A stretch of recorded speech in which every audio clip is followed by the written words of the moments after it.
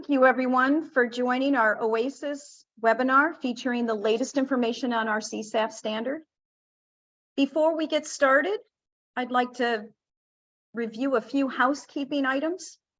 If time permits, the speakers will take some questions from the audience at the end of the program. Please submit your questions using the Q&A option in the menu bar. If time does not permit for questions, fear not, the speakers will follow up with a post Q&A wrap-up. I also wanted to mention that this will be recorded and forwarded to all attendees after the event. We have a great lineup of speakers for you today. Our speakers include Diane Morris. Diane is a content manager for Cisco's Product Security Incident Response Team. Justin Murphy. Justin is a vulnerability disclosure analyst with the Cybersecurity and Infrastructure Security Agency, also known as CISA. Thomas Schmidt. Thomas works in the Industrial Automation and Control System section of the German Federal Office of Information Security. And finally, Omar Santos. Omar is the chair of the OASIS CSAF Technical Committee and a principal engineer of Cisco's Product Security Incident Response Team. And now I'll turn it over to our first speaker, Justin Murphy. Welcome, Justin. Thank you so much, Jane, and good morning, everybody. My name is Justin Murphy. I work for CISA, and first just want to welcome everyone in the audience. And I know I speak for all of the presenters today that we're so glad you could join us. Whatever time zone you find yourself in, I'm sure it's from all over the world, and we're really excited to be here. It's the late morning for us on the East Coast. So we'll get straight into what we're here to talk about today, and that is CSAF, for the Common Security Advisory Framework.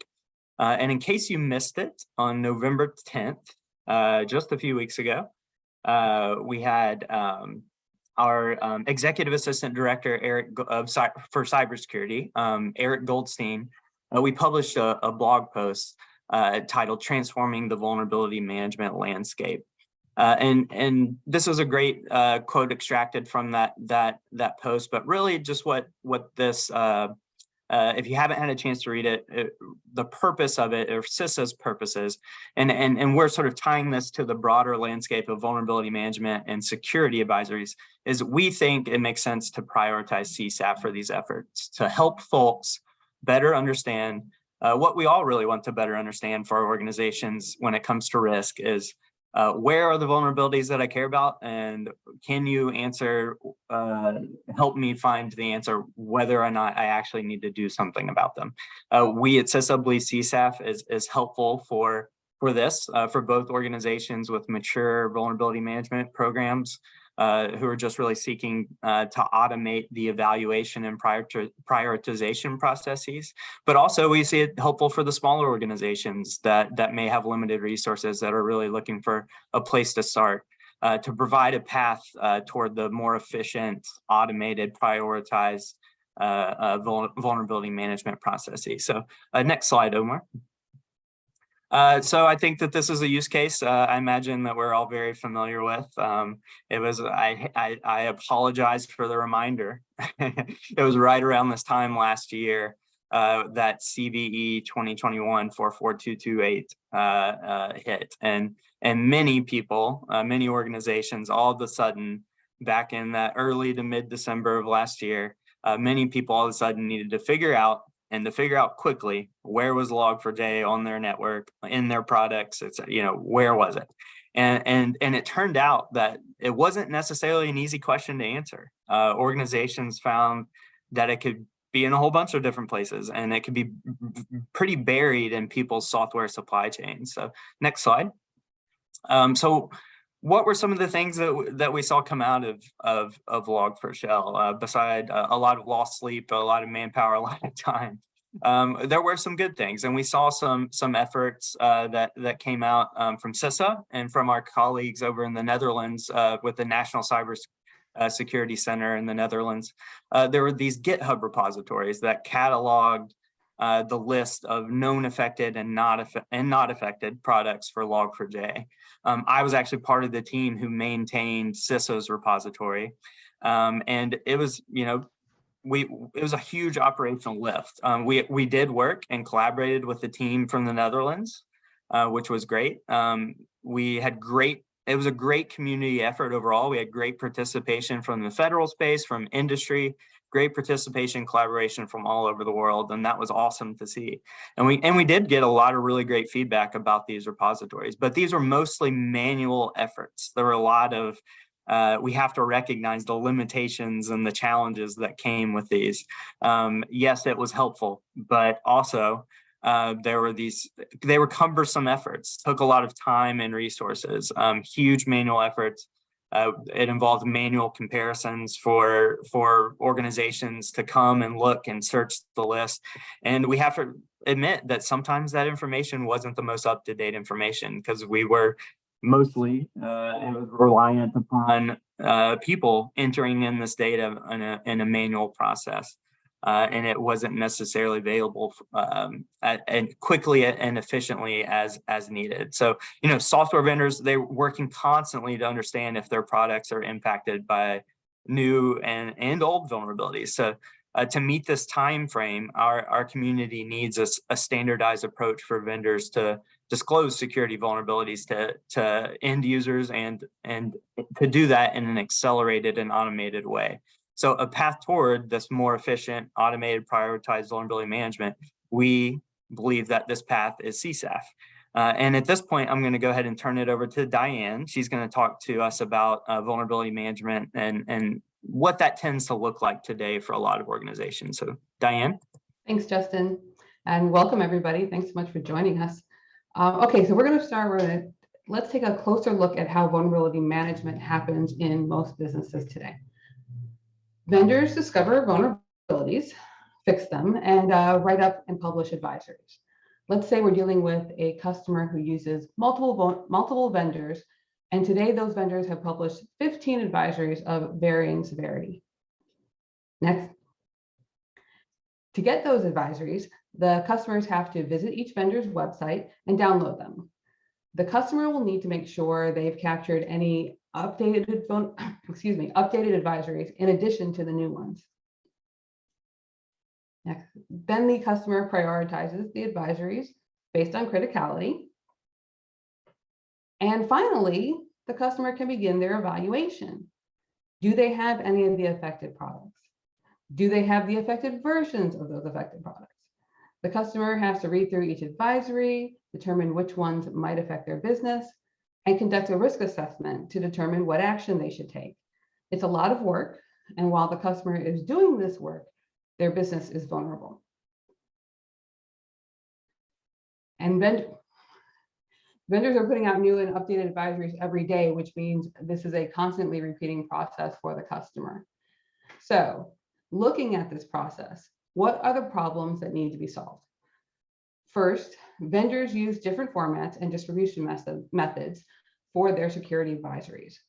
Vendors may publish advisories as HTML web pages, PDFs, text documents.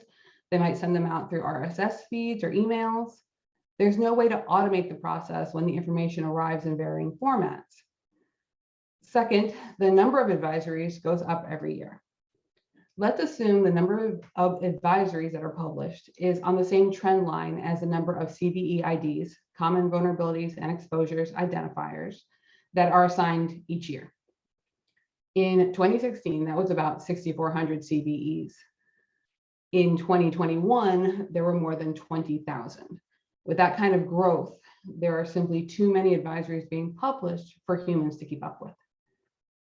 Next, SBOMs are coming. Soon, software bills of materials will be ubiquitous. Customers will have a list of every third-party software component in each product. They can search to find out every vulnerability that could affect each of those components, which could add up to hundreds of vulnerabilities. But not every vulnerability can be exploited. There are lots of factors that affect whether or not the vulnerability in a component is actually exploitable. Vendors don't generally put out statements that say, this component in our product is not affected by this vulnerability. So the only way for a customer to know may be to call the manufacturer or the vendor. The customer ends up spending lots of time investigating vulnerabilities that aren't even exploitable. And the manufacturer spends a lot of time answering calls. It's a lose-lose situation. Next slide, please. So CSAF can help the industry address these problems. CSAF is a common security advisory framework. It uses JSON data the JSON data interchange format, which is machine readable.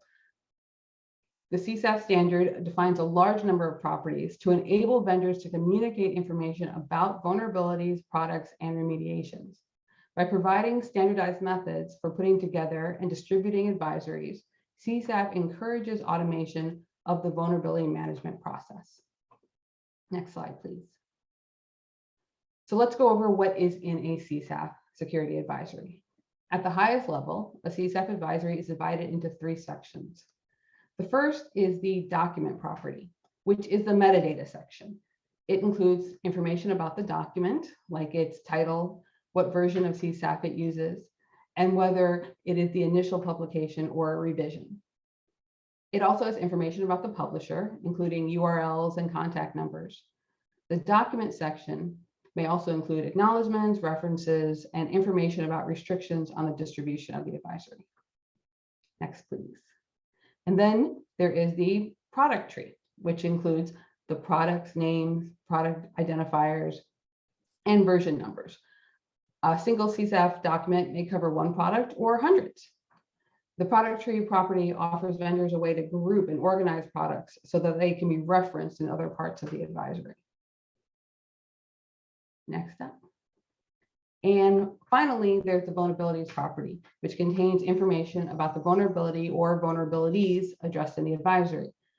That would include the CVE IDs, CWEs, common weakness enumeration, and the vulnerability score on the Common Vulnerability Scoring System, CVSS.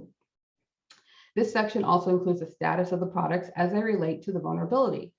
The products may be listed as affected, not affected, under investigation, or fixed. This section is where remediations for the vulnerability would be listed, as well as any references or other information about the vulnerability that the customer might need. All of this is in a machine-readable format that can be fed into an automated asset management system. Now, Thomas is going to explain how CSAF changes the security advisory process. Thomas. Thanks. So basically, we are looking at the same process that Diane just showed, but now the vendors produce machine-readable security advisories. That enables us in the second step to actually, the consumer on the next slide, to, thank you, to search for the new and updated security advisories and download them. But that's now automated, as we see. In the next step, we will have the question, do I have affected products? And to answer that, we can also use automation. Now we have a machine-readable format that actually enables us to compare that against our asset database and search for affected devices that we have. And if we don't have them, just scratch them off the list. And for each device that we have, or for each product that we have, we can now also do a static risk assessment based on our business criticality.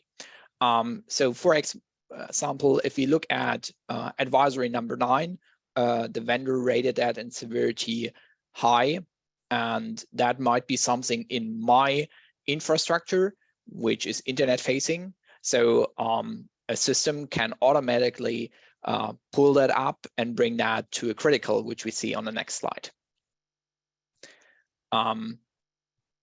Or say advisory number 12, which then is basically something that is not very in an air-gapped system, or something that's not very critical in my environment, then I can look later at that one. So at the last step, the customer still has to look at those security advisories and has to decide actions and take those actions. But he is actually down from 3 steps to only 1 step that he has to do manually. And to be honest, that's the fun part, to look into the security advisories and the implication on its own infrastructure. On the next slide, we see even when we do that all and over the time, it's no problem. So that gives us many benefits for the asset owners. So we actually make it possible that people that haven't done vulnerability management before, since it was that much information, so different channels which they have to look for, that this is now possible. And it reduces the human factor in the process, as well as it enables to delegate security advisories to those who are actually working on those machines. You see only those security advisories that are relevant for you, and it scales across all participating vendors. So obviously, there are some requirements for the asset owners, which we see on the next slide. And you need a machine-readable asset inventory, since there is no way that a machine could pick the brain of your system engineer and ask them, hey, what assets do you have? So you need that in a machine-readable format. But as all of you have an ISMS, you already have that covered, so you'll be fine. Then you need to request the vendors to produce you CSAF files, and then leverage those to make the full potential in your company. If we look at a global scale, there are different maturity stages, which we see on the next slide. Currently, we're at a stage where there is the human readable format. And it's very easy for vendors or anyone who wants to write a security advisories, just open up a text editor and write your security advisory, publish it. But it enforces us on the asset owner side to manually process those advisories, which is kind of the heavy lifting now. But what we want to do is reach the second stage across each party. So basically coming to the stage where we have the machine readable format, as we see on the next slide, and have required the vendor to have an author system, so that supports them writing those machine readable security advisories, but it enables also the asset owners to have an automated or semi-automated processing of security advisories. Obviously, there is a requirement to have an asset management, which you need to tap into. So what does that look for into the supply chain? Usually, when we look at a CVD process, so coordinated vulnerability disclosure, we look at the first part. The vendor becomes aware of a vulnerability, analyzes the vulnerability, and releases a patch and an advisory. But actually, the vulnerability management for the asset owner starts right at that point. So they have to become aware of that new security advisory, and then they need to do something. And that's the time frame which we try to shorten with CSAF. But if you look into the supply chain, for example, on the next slide, we see that the process is over and over again. Since the vendor has a supplier, and that one as well does his due diligence and does vulnerability management, so the supplier becomes aware of a vulnerability and analyzes that vulnerability and releases a patch and an advisory. So basically, if you sum that up, everyone is a user. So you can actually look at the vendor the same as the supplier, which we see on the next slide. So now we should talk about the distribution of CSAF documents. The big question that you might have here is, how do I find those CSAF documents. And we'll see that on the next slide. So basically, there are 3 roles here that you could have. There is a CSAF publisher. So that's the lowest bar. You publish valid CSAF documents. You stick to the file name restrictions. Every web server today has TLS, so we put it in that you don't download something from a shady thing. And if it's TLP wide, it's freely accessible. If you want to support automation, then you become a CSAF provider. A CSAF provider is basically a CSAF publisher that has some extra, some extras. So first of all, he has a provider metadata JSON, and that's basically how to announce where you publish your CSAF documents. That might be either through a fixed folder structure or a Rolly feed. And if you have TLP Ember or TLP Red advisories, they don't reside in the same folder, just to prevent information leakage. However, we want you to become a CSAF trusted provider. As a CSAF trusted provider, you do not only provide automation through being a CSAF provider, but also sign your own advisories and provide a hash sum of them and publish your OpenP2P keys for the integrity check. So now on the next slide, we are looking into a provider metadata JSON. The provider metadata JSON basically publishes all information that you need to know about a provider. So that starts with where do I find that file? Then what's the canonical URL of that? Then it comes to the distribution mechanism, and that one shows it's distributing 4 Rolly feeds and with all the traffic light protocols. It also shows whether it can be listed on a CSAF aggregator and mirrored on a CSAF aggregator. It shows the open P2P key, the public part of it, as well as the publisher information and the role. And we see that one is a CSAF trusted provider. And if we look into one of those feeds, we'll find the Rolly feed, which is on the next slide. And that Rolly feed is basically based on the Atom publishing protocol. So it has some category information and it has an entry, and each entry basically has a link to where to find the CSAF file as well. In that case, as it is a trusted provider, the hash sum as and the signature. So now the question is, how do we distribute that? Well, first we need to know where to find CSAF providers and trusted providers, and that's something you can find in the CSAF lister. That's basically your yellow pages. It's a trusted party that people can go to and register with and say, hey, I'm publishing CSAF files. And therefore will be multiple around the world, mainly potentially run by national certs. We're proud to announce today that BSI is running the first available CSAF lister at wid.certbund.de.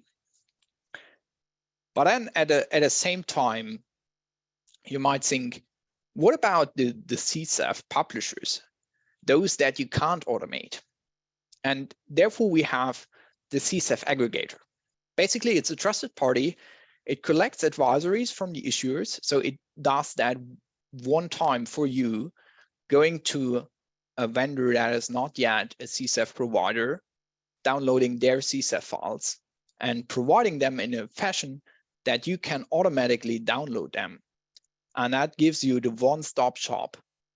Multiple of them will exist around the world in the future, potentially run by national certs. Also, the first one is today live and available, sponsored by BSI. So if we look at the ecosystem, which is on the next slide, then we can either go to the CSAF lister and collect a list of potential sources. which we do when we look on the next slide. Then go and reach out to a vendor directly on the next slide. Or we could say, hey, I'm collecting those information from CSAF aggregator that provides me that. And that's the 3 ways how to find CSAF documents. So if we come to tools, then we look at the same scheme. So that's basically what you do as a vendor when you do a CVD process. You see a vulnerability, you analyze it, you prepare a patch, write an advisory, and publish advisory and patch. What CSAF does, it supports you with a little bit of tooling so that you can start to automate the process. And one of those tools is the CSAF content management system, which we see on the next slide, as well as the thing to publish things, which is the CSAF trusted provider. And if we go to another role like a coordinator, they're using actually the same systems and tools so that we can have some standard tools there.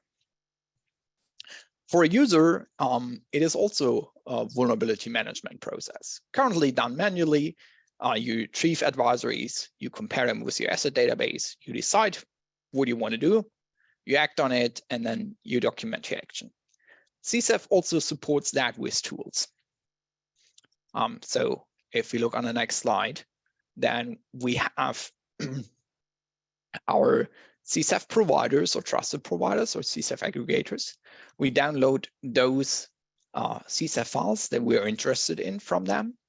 We throw them against our CSAF asset matching system and look which ones are we interested in, which ones are relevant for our environment. Then we decide what we want to do, and I just depicted here the stakeholder-specific vulnerability categorization, as it is easy decision tree that you can use, but you can't use any other strategy that you have already. And you do your action, and that's still something that you have to do and document it so that your asset database is up to date. There are a lot of tools, which we'll see on the next slide, that are currently available, but still there could be more. So if you have an idea for the tool, look into the standards. We'll list it there, a lot of requirements and suggestions what you should support if you write a certain tool. And yeah, so for those which are already available on GitHub, feel free to try them out. And that I want to give it to Omer, who's talking about SBOM and VEX. Excellent. Thank you so much, Thomas. And thank you to the rest of the panelists, Diane and Justin. What I'm going to do is I'm going to shift gears into SBOMs and VEX. But before I do that, let me do a few things in here. There's a couple of questions that I left unanswered in the Q&A panel. And I think that they were very relevant for this section and the session before.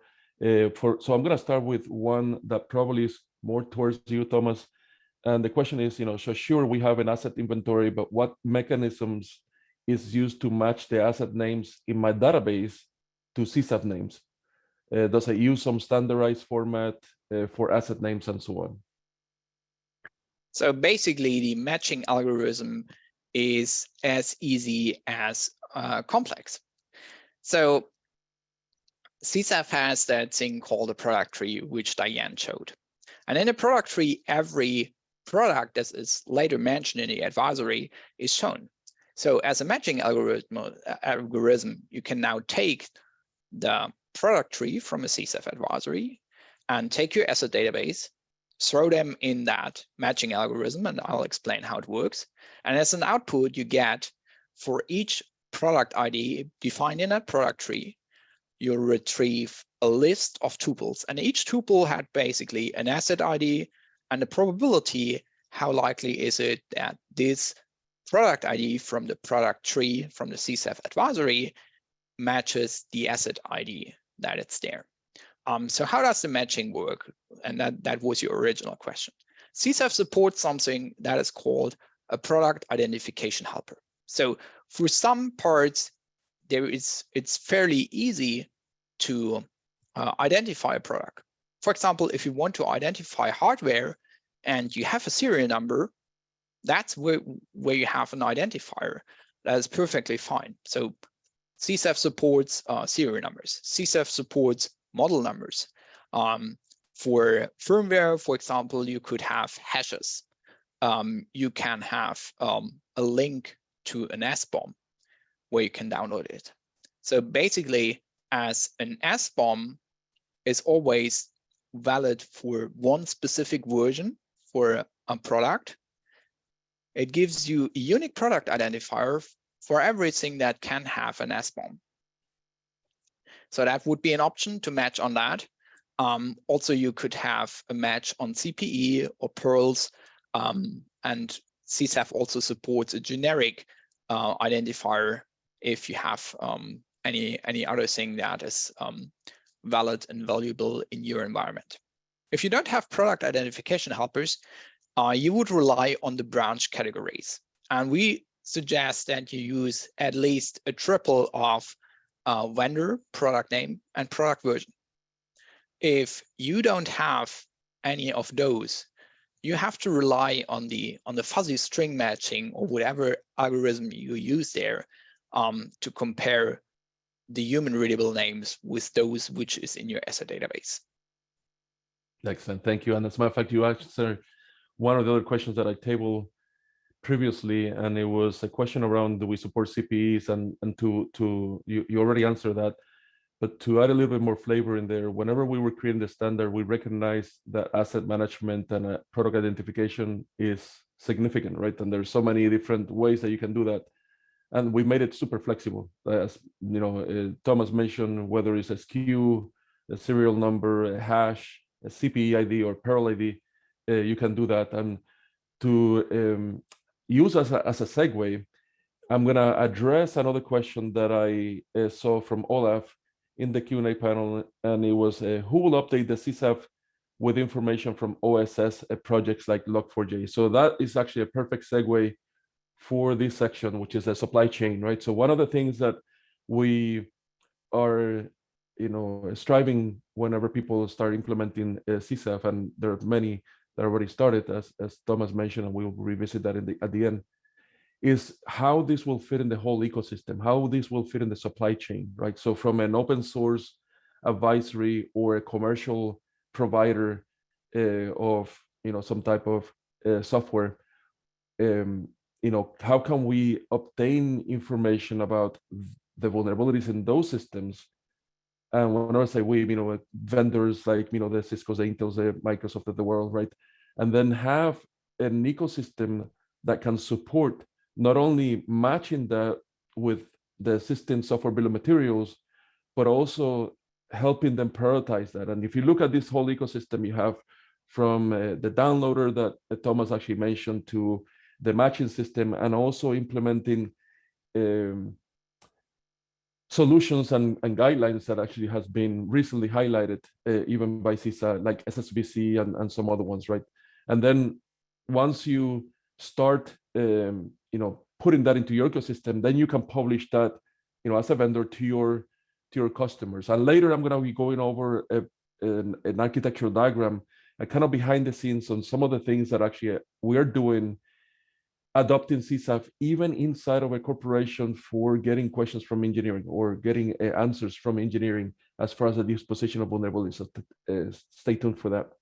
Now, as we mentioned, we do have support to link to a software bill of materials.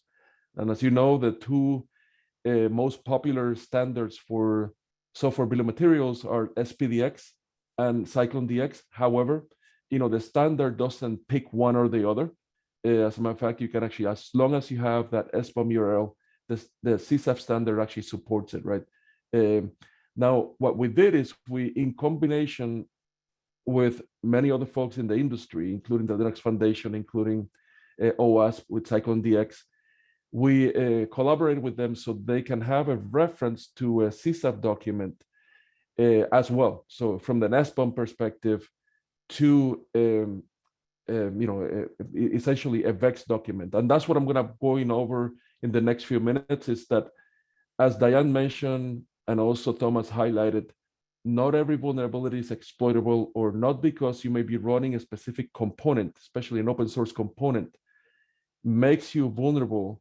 It all depends on many different factors. So this is an example of one of the components, in a human readable advisory, telling you that I'm not affected by this vulnerability, but we have to do that at machines, speed and more scalable fashion. So that's where VEX comes in, and VEX stands for the Vulnerability Exploitability Exchange. It's not a thing that we just created in CSAF. It's a collaborative effort between a lot of folks in the industry, including the NTIA and CISA and many others. And basically, the VEX concept is supported as a profile inside of CSAF. And we have a lot of reference here in the slides that I have for you. I'm not going to go into all the level of detail of those specifications. However, in the chat, we also made available the copies of these slides, so you can go and deep dive into all those references, including the tools that Thomas mentioned earlier.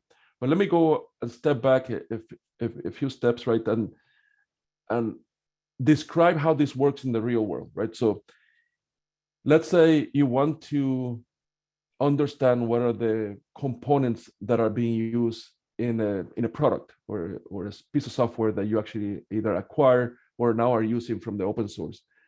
Yes, you can actually ask for an SBOM, and that SBOM can be an SPDX or CycloneDX document, or there are other standards, but these are the ones that are front center.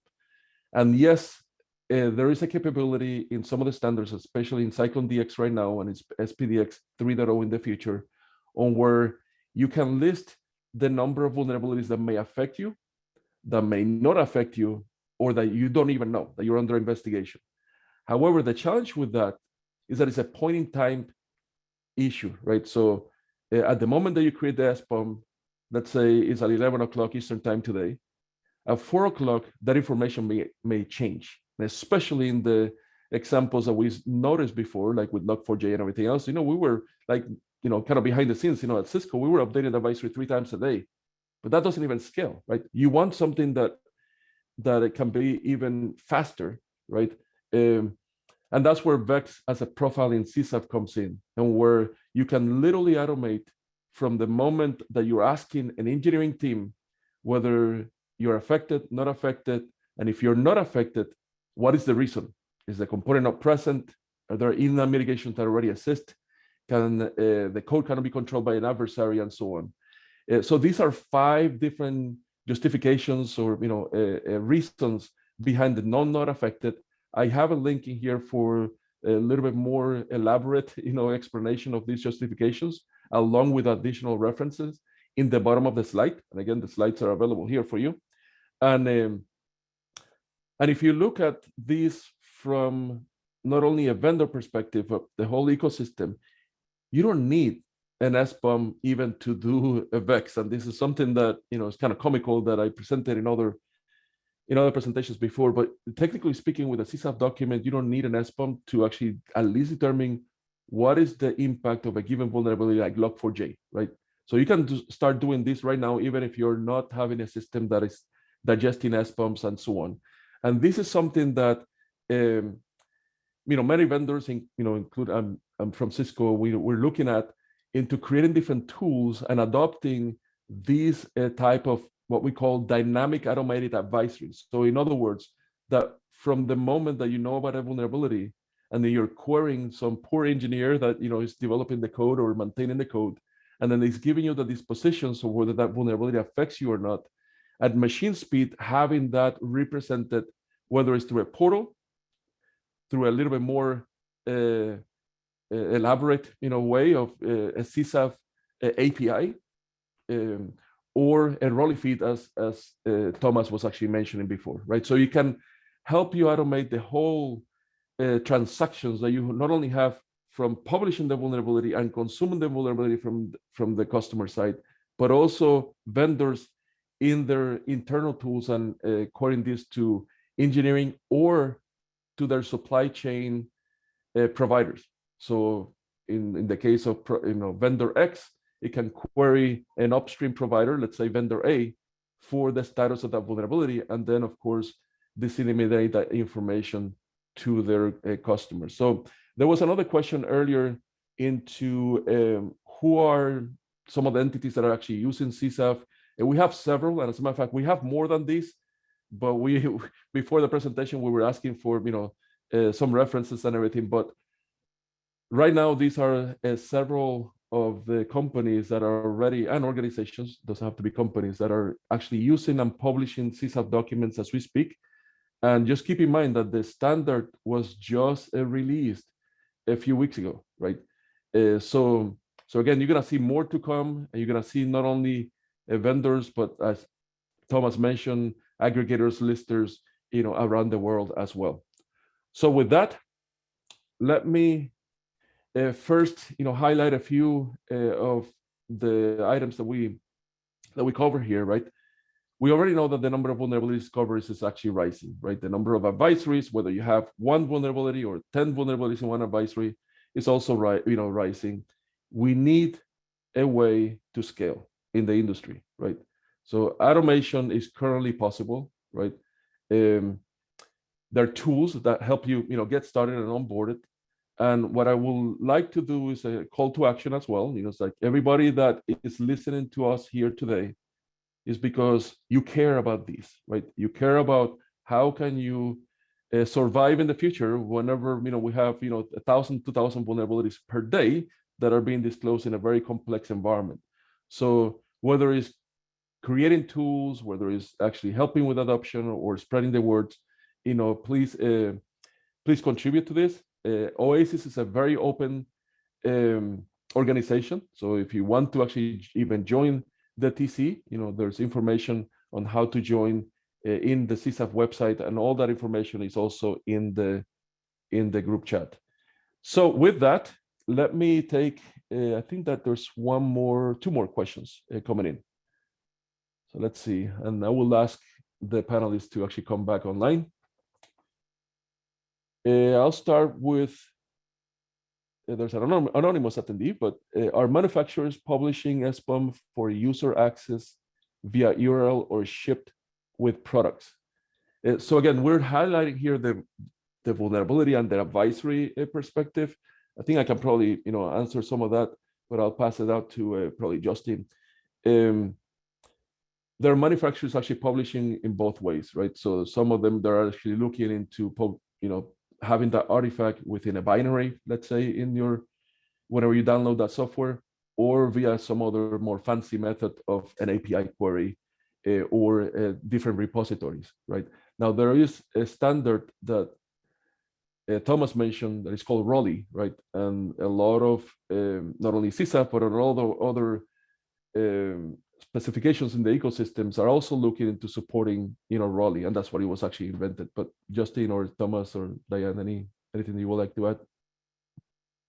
Yeah, sure, I can jump in. Thanks, Omar. Yeah, I think we're just to sort of echo what Omar is saying. There are a lot of different ways we're seeing people, and this is also some ongoing work. We're trying to figure out how to help organizations figure this out. How do you share and exchange this data? We actually have CISA facilitates a working group around this idea, the sharing and exchanging group. And I can give you an example of Jupiter One as an organization. You can go to jupiter1.com/SBOM and see their software bill of materials. So we have examples of people having it public facing. It's out there for all to see. There's other examples of where the type of information contained. Organizations might prefer more of like your standard customer portal model. We at CISA, I think we always encourage the idea of transparency. SBOM is foundationally a model of transparency, so we encourage that. But we're definitely seeing a lot of different ways that these SBOM, VEXs, how they're going to be shared, and we're still trying to figure out solutions about that. We invite any and all people are welcome to attend our SBOM working groups. Also, we have a VEX working group, and come and share your ideas, share how your organizations are dealing with these problems or challenges. We won't use the word problems; we'll use the word challenges. So, but yeah. hopefully that answers the question. Excellent. Thank you, Justin. And then there's two more questions that come in. One actually was addressed to Thomas. It says, Thomas, the product names in NVIDIA allocated to a CVE often don't match those of the advisories or are ambiguous. If a component is used by many vendors and therefore will be present in many product trees, how do we ensure consistency? So obviously the first answer is by having an authoritative name for that product. And the only one that can assign that authoritative name is the vendor. And whenever I say vendor, don't get me wrong here. I'm from a CVD background. So anyone that produces, maintains, publishes software, hardware, specifications, whatever, that's a vendor for me, since that's the one that produces that deliverable that a vulnerability can be in. So if I say a vendor, then also open source projects are in there. There are specification bodies. There was actually the fun part in a specification CVE. If you want to look that up, you'll find it. So coming back to the question, how do I ensure that I have the right name? Unless we have a unique product identifier, and that's what I was showing with the slide of the different majority models, we won't have a human-free and perfect matching. So there will always be some hiccups, some misspellings. Somebody thinks they know how the product is named, but a vendor actually had a different idea how this product should be named. So if I say, oh, that's Microsoft Office 2019 Professional, but Microsoft thinks it's actually Microsoft Office Professional 2019. So then you see where that leads, and that's where the inconsistency comes from. But if the supplier publish a CSAF advisory, he defines that product tree that you then can use and say, hey, I included that one and it's coming from that source. Eventually, over time, somebody will solve the unique product identifier issue, and we will have a unique solution for that. So we have that then solved. Excellent. Thank you, Thomas. And one more question from another Thomas. Says, are there any CERT efforts that you know to provide help of critical open source projects? Companies publishing CSAF documents are a good start, but only a small part of the overall picture. Yes, and I'll take that again. So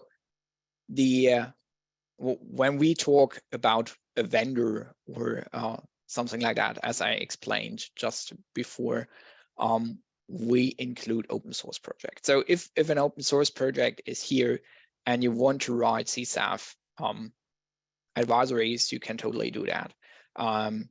If you wonder where to start or you need help, feel free to reach out. We're here to provide some guidance to get you started. And that's definitely something that we support. And it's not only vendors in the classical commercial way that publish CSAF documents, but also open source projects. Awesome, thank you.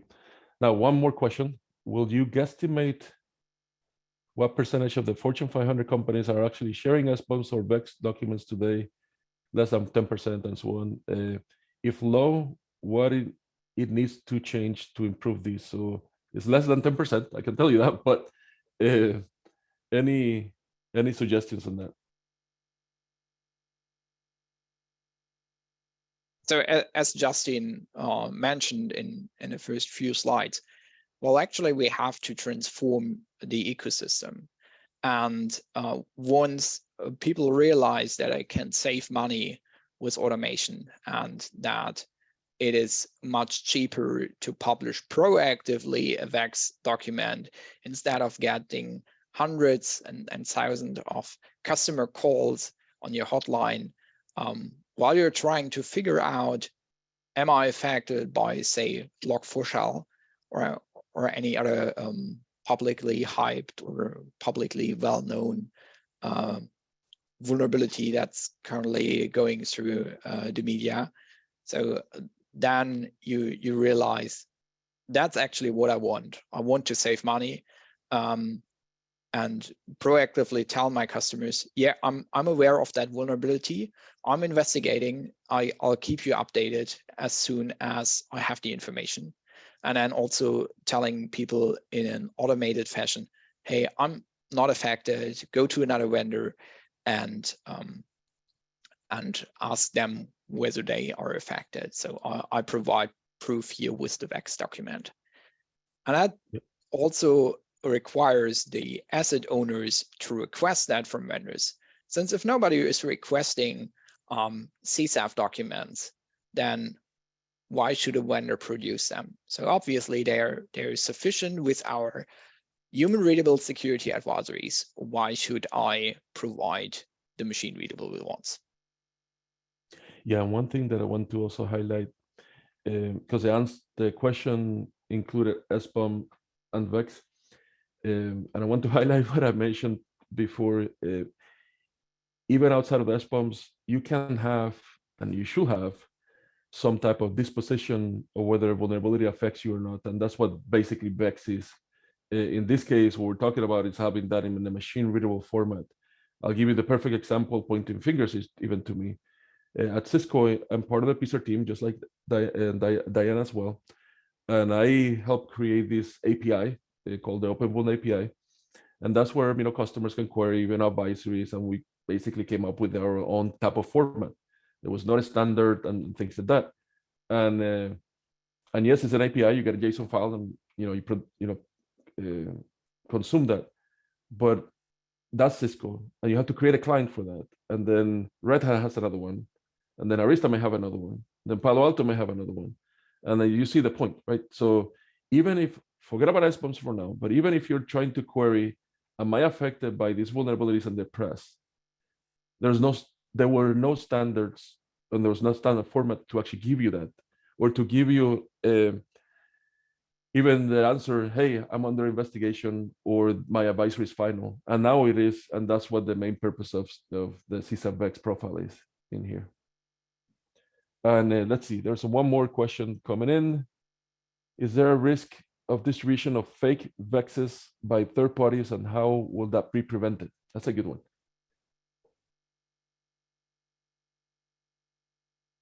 Do you want to address some of that with a trusted provider? And sure.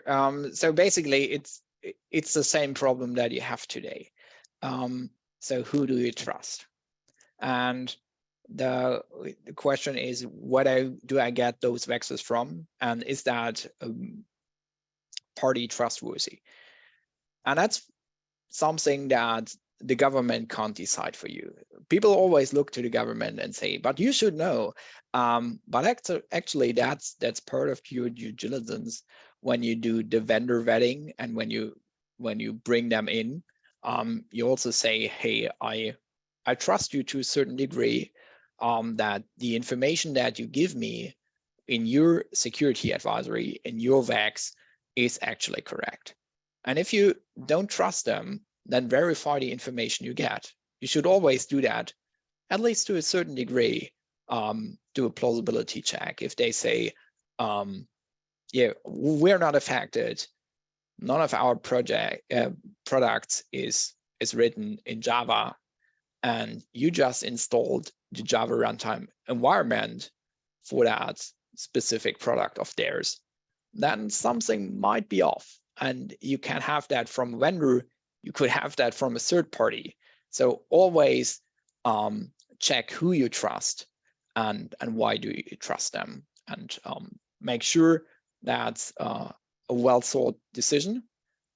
CSAF can support you with the identity and that part, but basically the decision whom you trust, that's on you.